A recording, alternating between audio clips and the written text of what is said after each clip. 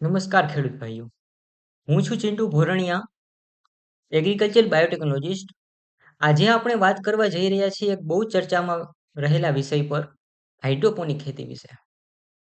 ઘણા લોકો કહે છે કે આ ભવિષ્યની ખેતી છે. માટી વગર ખેતી, ઓછું પાણી, વધારે ઉત્પાદન, પણ સાચી હકીકત શું છે? એ તમને કોઈ સીધું નહીં કહે.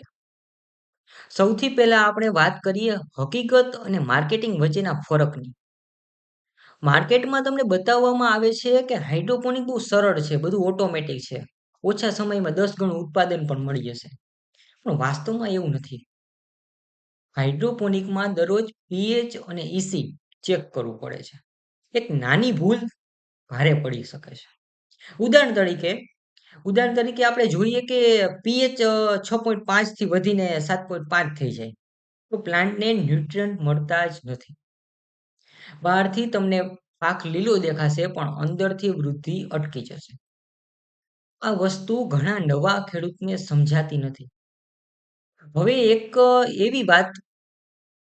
એવી વાત કરીએ પણ એમાં ઘણું મિસઅન્ડરસ્ટેન્ડિંગ થાય છે. 3 થી 4 લાખનો સેટઅપ 8 થી 10 લાખમાં વેચાય છે. અને ખેડૂતને એવું લાગે કે હવે બધું તૈયાર છે. પણ હકીકતમાં સસ્તો પાઇપ અને સામાન્ય pipe, pump, low quality material હોય છે. સેટઅપ પછી જે સૌથી મોટો ઝટકો લાગે છે ને એ છે મેન્ટેનન્સ.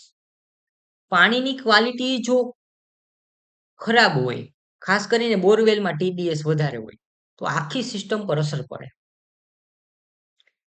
ઘણા કિસ્સામાં શું થાય કે આરઓ સિસ્ટમ લગાડવી પડે, જેનો ખર્ચ પાછો અલગથી થાય. બીજી એક મોટી સમસ્યા છે વીજળી. હાઇડ્રોપોનિક સંપૂર્ણપણે પંપ આધારિત છે.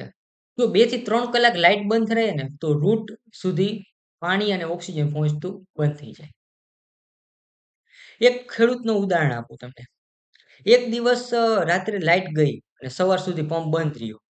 સવારે તેણે જોયું ને તો આખો લેટીસ પાક સુકાઈ ગયો હતો. એટલે અહીં રિસ્ક બહુ વધારે છે.